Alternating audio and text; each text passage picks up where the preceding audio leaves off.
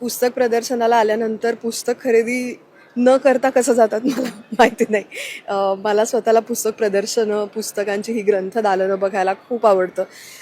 आज लोकमत साहित्य महोत्सवामध्ये कविवर्य नारायण सुर्वे ग्रंथदालन या नावाने हे ग्रंथदालन आहे आणि मराठीतली उत्तमोत्तम पुस्तकं, उत्तमोत्तम प्रकाशकांची पुस्तकं इकडे आहेत. म्हणजे काय म्हणतो, निवडून निवडून अशी सुंदर सुंदर पुस्तकं इथे लावलेली आहेत. अतिशय छान पद्धतीने त्यांची मांडणी केली आहे आणि ज्या कुठल्या विषयाची तुम्हाला आवड असेल, ज्या कुठल्या विषयात तुम्हाला रुची असेल, त्या विषयावरची पुस्तकं इथे उपलब्ध आहेत. त्याचबरोबर लोकमतनी यावर्षी ज्या नवीन पुस्तकांना पुरस्कार दिले, ती पुरस्कार विजेती पुस्तकंसुद्धा इथं उपलब्ध आहेत. गेली अनेक दिवस मी एक पुस्तक शोधत होते, ते होतं ज्योत्स्ना प्रकाशनचं माधुरी पुरंदरे यांचं वाचू आनंदे. माझ्या लहानपणी वाचलेली मी ही पुस्तकं आहेत आणि त्याच्यामुळे माझ्या मनाच्या खूप जवळची आहेत. मला माझ्या ती संग्रही हवी होती, ती इतके दिवस सापडत नव्हती, पण आज या प्रदर्शनात येऊन मला ती पुस्तकं सापडली आणि खूप वर्षांनी असा खजिना हाती लागतो तसं झालं. सो खरंच ॲक्च्युली मला आज इथं बोलावलं त्यासाठी अतुल सरांचे, लोकमत परिवाराचे मी मनापासून आभार मानते.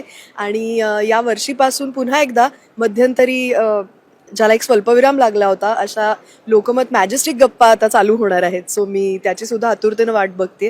हे असे सांस्कृतिक कार्यक्रम होत राहिले पाहिजेत, त्यासाठी लोकमत नेहमीप्रमाणे पुढाकार घेते. त्यासाठी त्यांचे मनापासून आभार आणि त्यांना धन्यवाद. पुस्तकं वाचन यातून माणूस खऱ्या अर्थाने समृद्ध होतो आणि लहानपणापासूनच आम्ही अनुभवलेलं आहे की काही अनुभव आपण स्वतः घेतो आणि बरेचसे अनुभव आहेत हे आपल्याला चांगल्या साहित्यातून, चांगल्या पुस्तक वाचनातून, कादंबरी वाचनातून, कथेतून आपल्याला मिळत असतात. आणि एक इंग्रजीमध्ये सेइंग आहे की only fools learn from their own mistake.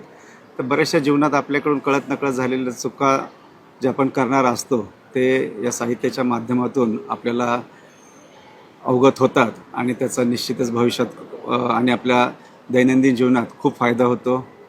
Police म्हणून जर मला विचाराल तर वाचनामुळे निश्चितच आमचंही जीवन अधिक समृद्ध होतं. अधिक आम्हाला समाजातले वेगवेगळे जे काही विषय आहेत, ज्या समस्या आहेत, ज्या सकारात्मक प्रवृत्ती आहेत, काही नकारात्मक प्रवृत्ती आहे याची माहिती मिळते आणि त्यातूनच एक आमच्यासमोर येणारा जो आमचा तक्रारदार असतो त्याच्या भावना अधिक संवेदनशीलतेने समजण्यासाठी आम्हाला या साहित्य वाचनाचा नक्कीच फायदा होतो.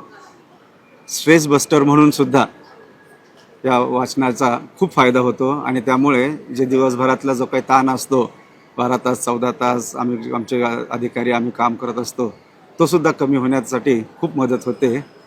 आणि साहित्य हा खऱ्या अर्थाने समाजाचा, समाज मनाचा आरसा असतो, याची प्रचिती येतेच, आपण ते पाहतोच. आणि साहित्यामध्ये जी शक्ती आहे ती निश्चितपणे इतर कुठल्याही याच्यात नाही. शब्दाची शक्ती, साहित्याची शक्ती ही समाजाला निश्चितपणे खूप चांगलं वळण देऊ शकते.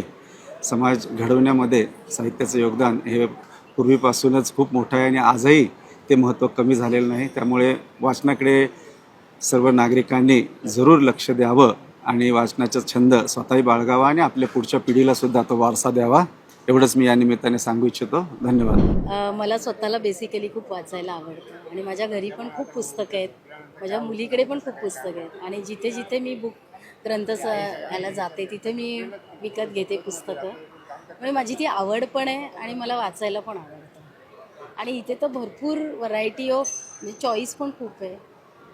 खूप बरं वाटलं म्हणजे बुक्स हे बघून, बघूनच आनंद झाला आणि घेऊन तर आणखीनच.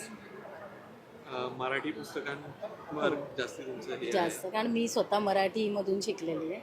मराठी इंग्लिश दोन्ही आहेत, संग्रही दोन्ही पुस्तकं आहेत, पण मराठी घ्यायला जास्त आवडतं. लोकमतचे सगळेच उपक्रम आम्हाला खूप आवडतात.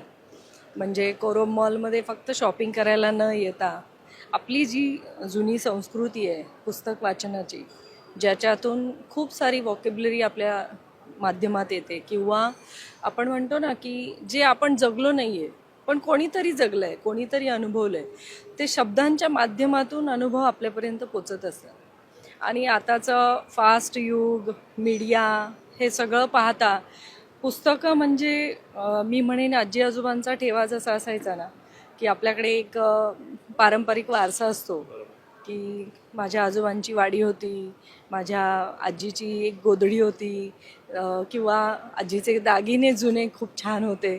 तसंच आपल्याकडे जे साहित्य आहे, जी मराठी संस्कृतीमधला एक अविभाज्य भाग आहे, तो पुस्तकांच्या माध्यमातून, शब्दांच्या माध्यमातून आपल्यापर्यंत पोचत असतो.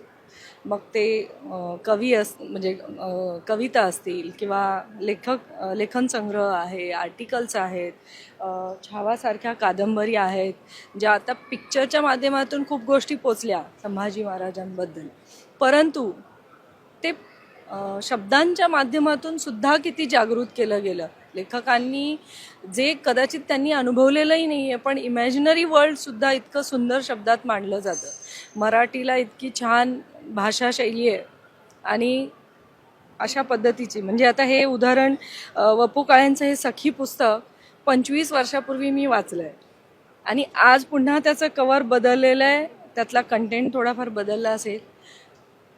वपू काळे आता नाही आहेत, ज्यांच्याशी आपण खरं काय म्हणतात, त्यांची लेखनशैली इतकी सुंदर आहे की ती कुठलंही, त्यांचं वैशिष्ट्य आहे की कुठल्याही पानावर तुम्ही गेलात आणि उघडलात ना, तुम्ही तिथून पुढे पुस्तक सुरू करू शकता. सुरुवात आणि शेवट असा काही संबंध नाही, इतकं सुरेख लेखन आहे त्यांचं. पु ल देशपांडेंसारखे महान लेखक आपल्याकडे होऊन गेलेले आहेत, ज्यांनी व्यक्ती कशा असतात, त्यांची विविधता किती छान मांडलेली आहे. तर हे सगळं आपल्याकडे जे साहित्य आहे ना, ते प्रचंड आहे.